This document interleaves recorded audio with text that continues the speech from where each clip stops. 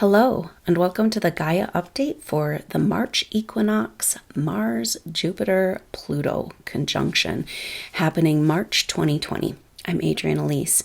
So we have a power-packed March here as we try to move into the new energies and the universe, the stars lining up, telling us some very important messages and bringing a power to this transition that we're in. Mars, our warrior planet, our male planet, the part of us that wants to move, take action, and execute our plans, coming into a conjunction with Jupiter, who's coming into a conjunction with Pluto. So the epic astrology of 2020 has to do with the Saturn-Pluto conjunction that happened exact in January. Now it's letting off, but we are not really getting the energy, the messages, the opportunities of what this is really about until Jupiter comes into play. And Jupiter is heading right into this conjunction with Pluto at 24 degrees Capricorn, and Mars is right there in the mix. So let's talk it all through. This all starts around, actually, the energy is going to start with the full moon in Virgo that happens on the 9th of March. And this is very potent because the full moon, okay, of course, that's when the moon is opposite the sun. So the sun's in Pisces, and the sun will be right next to Neptune in Pisces, the ruler of Pisces. And so, of course, with Mercury Retrograde still in Pisces, we are looking at the energies of the Piscean age, the distortions of the Piscean age, and what needs to be resolved in order for us to move forward into the Aquarian age. Because that Mercury Retrograde, 3 times going over this cusp of Aquarius, Pisces. And Mercury is our mind, our thoughts, our conceptual reality, how we make sense of things. And so when it goes retrograde, it's about a rearranging. Mercury is the ruler of Virgo and Gemini, both mutable signs, and here retrograde in Pisces, the other mutable sign, another mutable sign. It's speaking to this rearranging and adjusting that we need to do in our mental construct in order to move in to the new energies into the Aquarian age. So that full moon really kind of gets it all going. The day after that full moon on the 10th, Mercury turns direct. And that is this huge shift because we will have this Pisces energy. It's a mutable sign. It's so watery. It's the fishes swimming. It's like, it's got this connection to the greater cosmos, but also confusion, delusions. And so we're kind of swimming around trying to figure out what's going on. And when that Mercury turns direct, it's like, oh, okay. And Mars having such an activating time because Mars, went over in February, the galactic center, and then came into that powerful square with Black Moon Lilith and Chiron, and after moving into Capricorn. And now Mars and Capricorn, we've had all this powerful Capricorn energy, but Mars says, let's go, let's do something, let's make it happen. And Mars and Capricorn is serious about taking action and moving forward on the changes that we need to make to move forward in our evolution. And that Capricorn has an energy of working hard, staying focused, step by step, planning. And so, with Saturn and Pluto and we had Mercury, we had Sun, all in Capricorn together, and it was like, oh, all this Capricorn energy, but we weren't quite ready to make sense of it or use it. And Mars says, come on, let's go, let's do this, right? So when Mercury turns direct, that's like, oh, forward motion. Oh, maybe some clarity about what this has been about. Maybe just a feeling. It's going to be quite a surge of forward motion, even though it'll take a while. It'll take all of March for Mercury to come out of its retrograde shadow, which happens on, I think, at the 30th of March, the end of March. So, but that once Mercury turns direct, it's like game on. Right? Like we're actually moving into 2020 now. So then starts this very powerful, well, what will be happening is this exact conjunction between Chiron and Black Moon Lilith that started at the end of the last week of February, and then but they're in square to the North Node. And the North Node of the Moon in Cancer is getting ready to move into Gemini in a couple of months. And so we're completing this North Node in Cancer. And this Chiron Black Moon Lilith exact in square to the North Node is really, really potent and powerful energy, because the North Node is it's actually in square to the nodes, right? So it's in square to the North Node and the South Node in Capricorn. And so, that energy is like the North Node is how are we going to get to where we're trying to go and moving forward into the future. The South Node is what's holding us back from the past. And so Black Moon Lilith Chiron is telling us these deep, dark, hidden emotions, stuck emotions, deep, dark, nasty, shadowy places in our psychology, in the collective consciousness, things that need to come to the surface to be seen. These deep, dark things are what's holding us back from moving forward. And so that's a really like a crossroads type energy. And I would expect that maybe, especially once Mercury turns direct, maybe this revealing, because Pluto has a lot of that. Jupiter has a lot of that energy too. Jupiter kind of expands, brings light, and brings energy to whatever it comes into contact with. And so this Mars, Jupiter, Pluto could have an energy of revealing these deeper secrets in order for them to be healed so that we can move forward. And everything is speaking to that. Now, at the middle of the month is when we're going to start to feel this. Jupiter and Pluto are going to stay really close, and we'll be starting to feel those at the middle of March and then all the way into May. They stay very close all through the rest of March, and April is very powerful, but they're exact at the end of March. But we start feeling that at the middle of the month. And right then we'll also start feeling Mars in conjunction to Jupiter. And so it's a powerful energy. Jupiter in Pluto is just epic, off the charts. Like Jupiter's kind of like, Pluto has this hidden, mysterious, out there, like things we can't quite comprehend or understand, but forces that affect us. And Jupiter just is expanding that and bringing the light to that, but also bringing opportunities. So this, it's like this March is really about understanding, coming into an understanding and a direction about what this 2020 astrology is about and what are we really doing here. So that starts right at the middle of the month. And then on the 17th, Mercury that has turned direct will move back into the sign of Pisces, make its third and final pass over that Aquarius Pisces cusp. And that is going to be, again, shifting the energy. And when planets are in retrograde and they'll make 3 passes, you get the hit, the understanding, the miracle, the message comes through on the 3rd pass. So that's very powerful. And it also speaks to moving forward, because Mercury will be ready. It's like back into Pisces, and it eventually will move forward into the new energies and over that Aries point.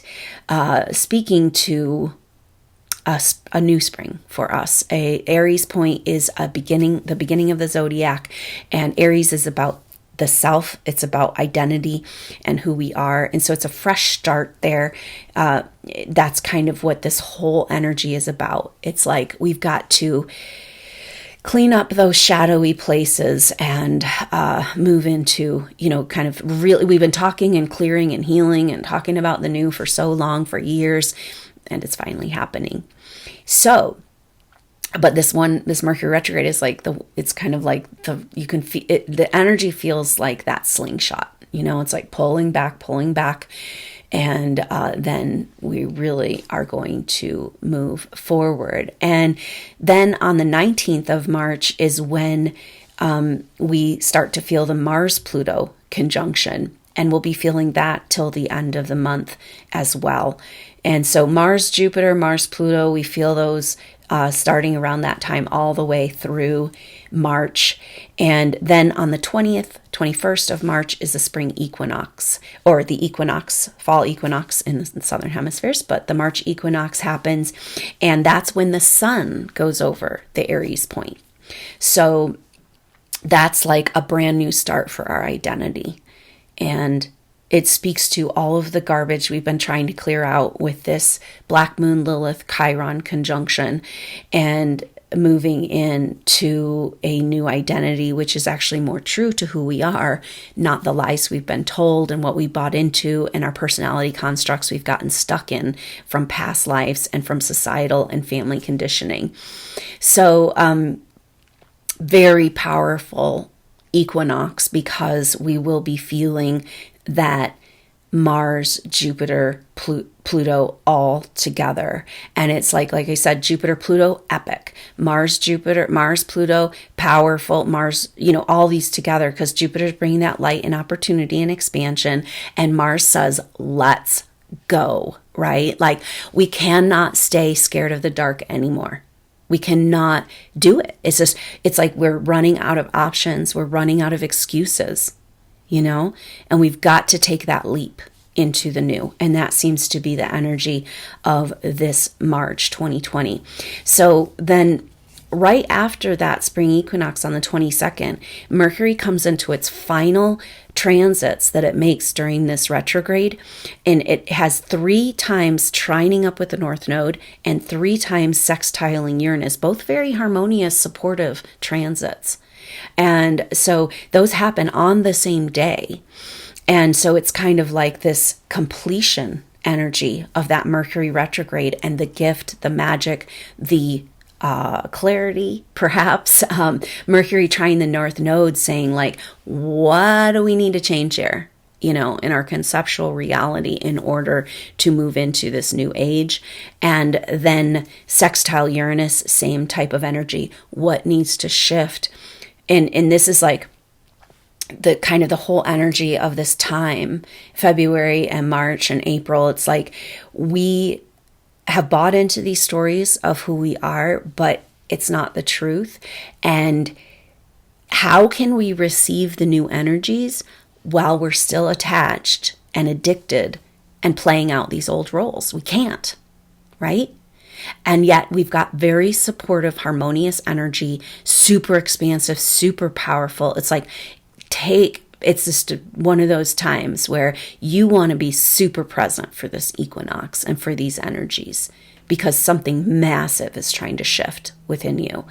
And that is what this Mercury retrograde speaks to, coming out of retrograde, then coming into its third and final of these powerful and supportive transits, saying that there is a way ahead, but it takes a radical change in the way we think. And a radical change in the way, that's what Uranus is. It's a radical revolutionary change.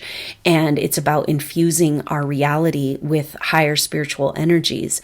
And this is saying that everything we thought we knew and everything who we thought we are, you got to throw it out the window. And that's collectively, like with the history of who we are, what we've been told, the science and the technologies. Uranus and Aquarius rule higher technologies and technology itself. And so Mercury is getting a massive, unveiling, revealing, just, it kind of feels like undoing a whole bunch of brainwashing is what this is trying to do. Like, maybe we'll have memories come forward collectively and individually that can help us understand more about these lies and the truth of who we really are. So then on the 23rd, epic and powerful, just add this into the mix. Saturn moves into the sign of Aquarius. So it's been a while. Saturn spends about 2.5 years in a sign.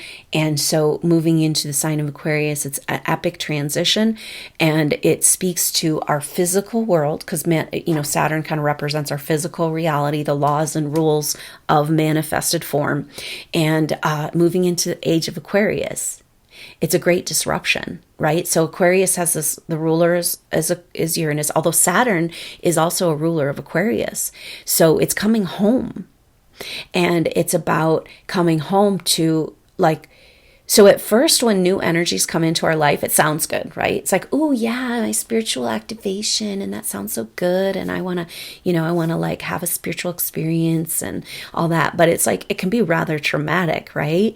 And Uranus has this disruptive energy. It was discovered at the time of electricity, and it's got this kind of sudden and unexpected changes, which kind of what happened when we started wiring up our homes and having light through the darkness.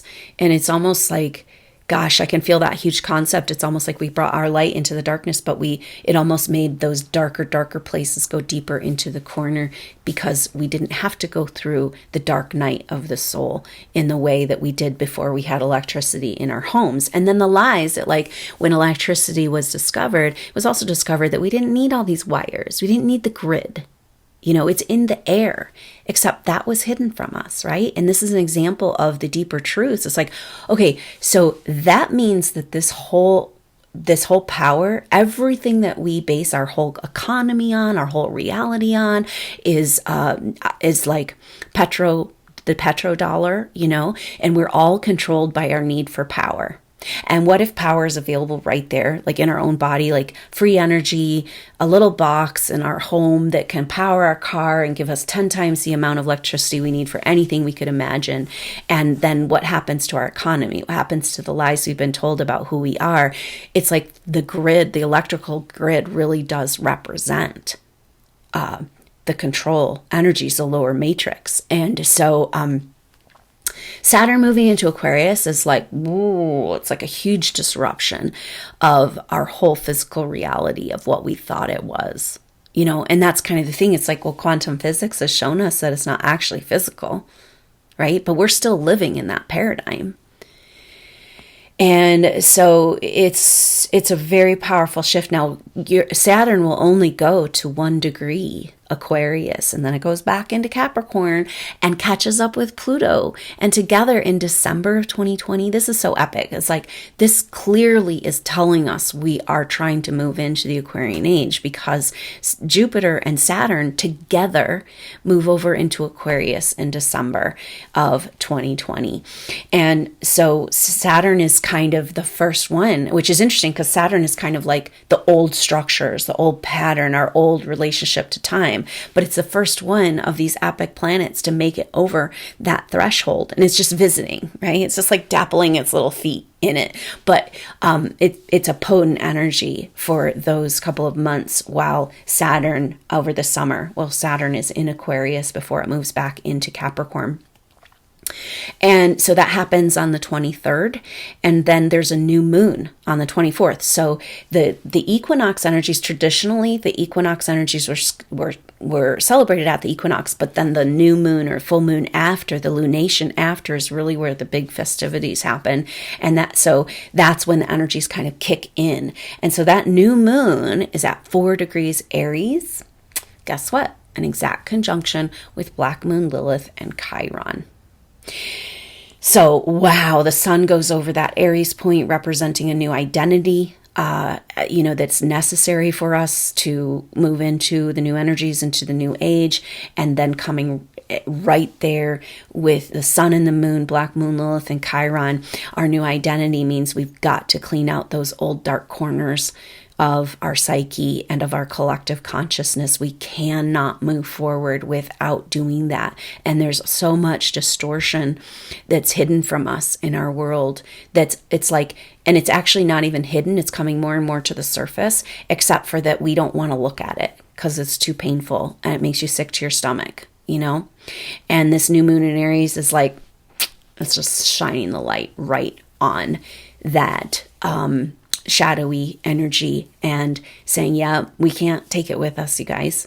We cannot stay in the lies and the deception of who we are and these horrible things that are happening on our planet that we are in denial of, and kind of turning the other cheek and just kind of like not able to face it. We've got to face the darkness if we're going to get anywhere. We're at the end of the road. And that's a lot of this March. So it's like all this light coming with Mars, power, activated warrior, and Jupiter just expanding. And then Pluto is the disruption of the breakdown that needs to happen in the structures of our world. And it's like, it's explosive and powerful and freeing, because Aries, moving into this Aries energy, Aries wants freedom, wants to break the chains.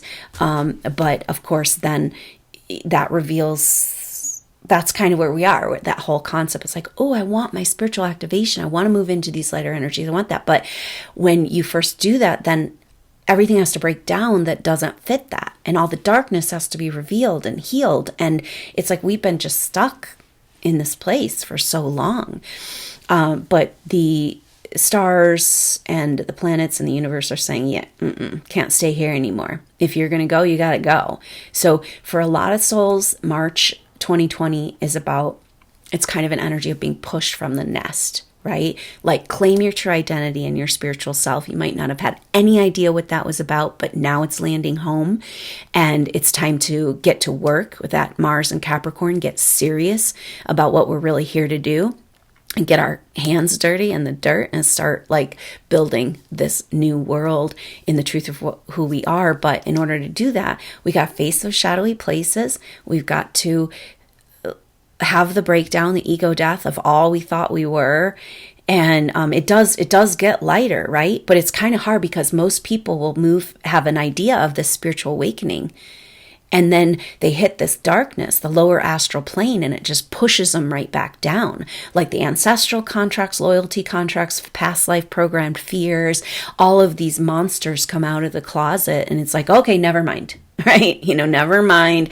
And now we're at this place where it's like, if you are one of these souls and you came here for this, there is no more choices for you. You got to face that darkness and move over that threshold into the light of who you really are.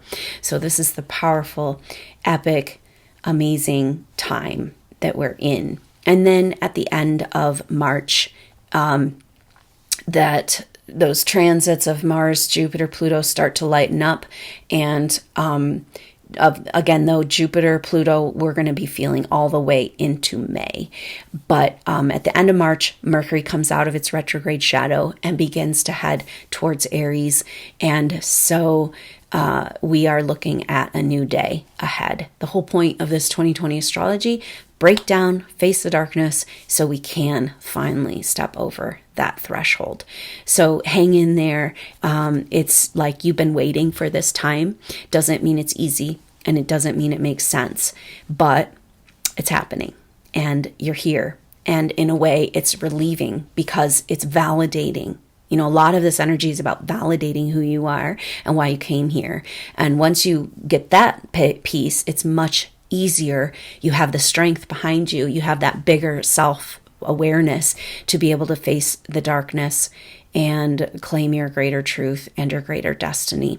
So I hope you have a wonderful journey in this powerful activating Mars 2020, and I look forward to being back with regular updates and seeing you along the way. So until then, I'm Adrienne Elise. Namaste.